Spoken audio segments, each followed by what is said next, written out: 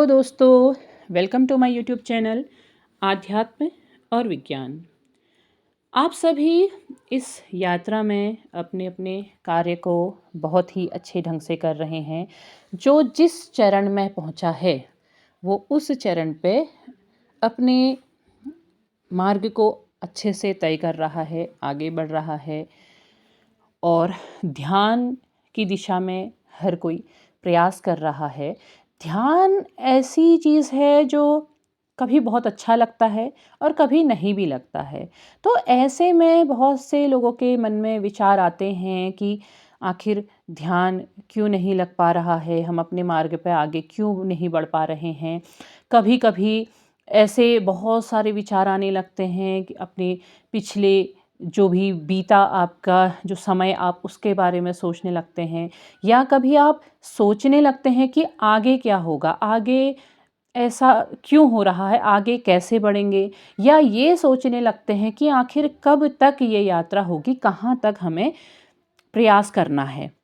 ऐसे बहुत सारे विचार आते हैं। तो इनसे कैसे हटा जाए? पहली बात तो वही आ जाती है कि चीज़ों को लेट गो कर दो। लेट गो करने से आप जब चीज़ें छोड़ देते हैं, जब दिमाग से निकाल देते हैं, तो वो चीज़ें फिर अपने आप सही तरीके से होने लगती हैं। लेकिन इतना आसान नहीं होता है।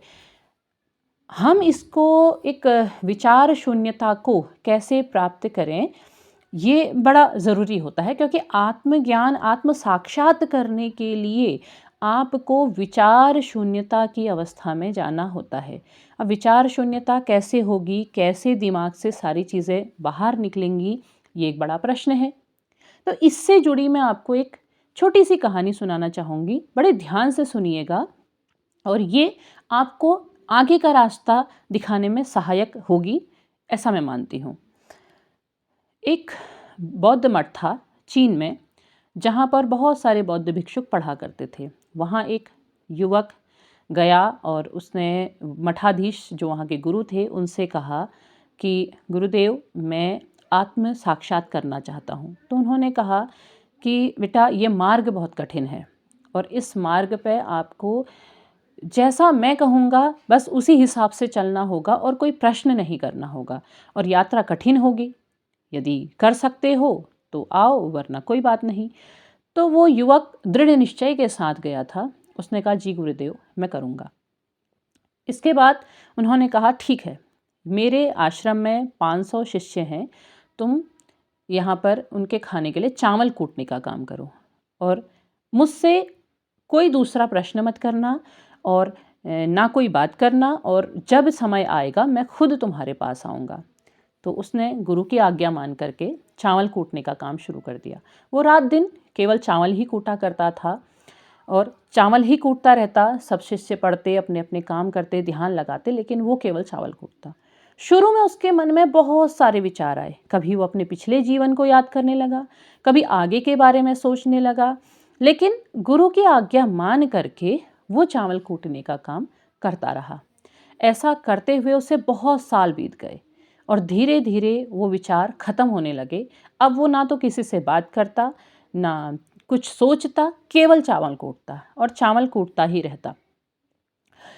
एक समय आया जब गुरु ने अपने शिष्यों से कहा कि मेरा अंतिम समय आ गया है, अब मुझे उत्तराधिकारी चाहिए। तो जो मेरे जिसे लगता है कि वो मेरा उत्तराधिकारी बन सकता है, तो वो यहाँ पर दीवार पे कुछ पंक्तियाँ लिख दे।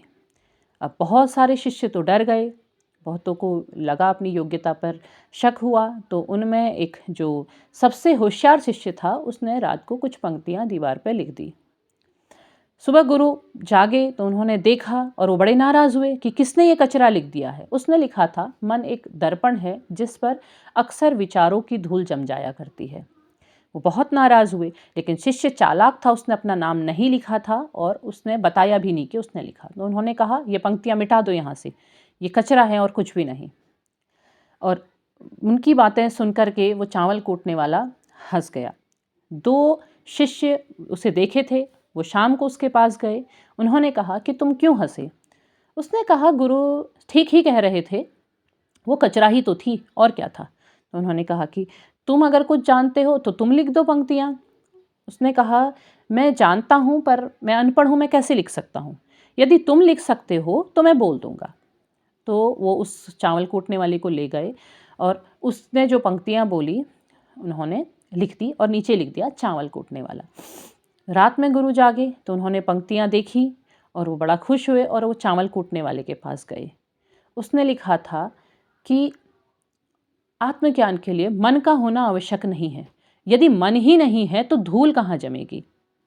तो गुरु बड़े प्रसन्न हुए। उन्होंने अपनी लाठी और अपना कंबल चावल वाले को दिया। उन्होंने कहा, तुम वास्तव में मेरे उत्तराधिकारी हो, लेकिन तुम यहाँ से दूर चले जाओ, क्योंकि जब इन शिष्यों को पता चलेगा कि तुम मेरे उत्तराधिकारी हो तो ये तुम्हें मार देंगे। ये नहीं जान पाएंगे क्योंकि इनमें किसी को भी वो ज्ञान प्राप्त नहीं हुआ है जो तुम्हें हुआ है। और वो चावल कूटने वाला वहाँ से चला गया।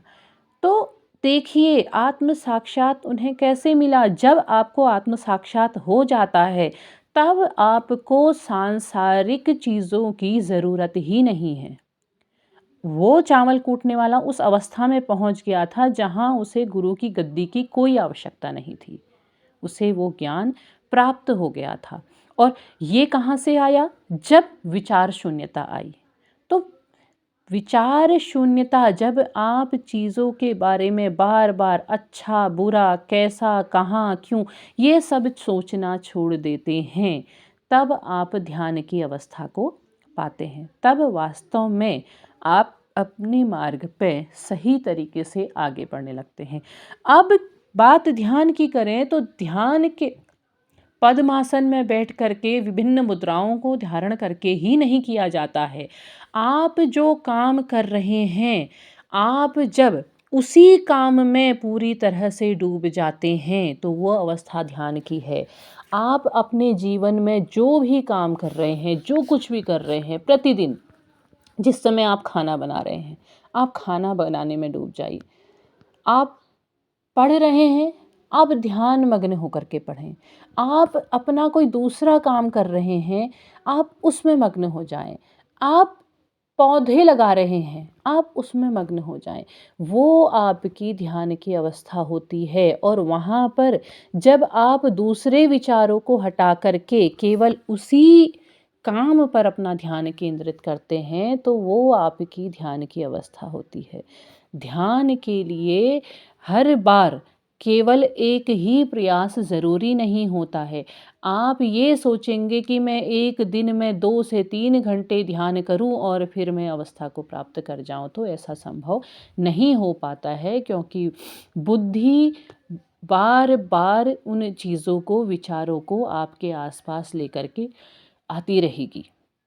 तो इस यात्रा में जब आप आत्मज्ञान के मार्ग में आगे बढ़ रहे हैं तो आपने उन विचारों को अपने अंदर से बाहर निकालना है और अपने दैनिक जीवन के जो काम आपको मिले हैं, जो काम आपने करने हैं, आप उनमें ध्यान केंद्रित कीजिए।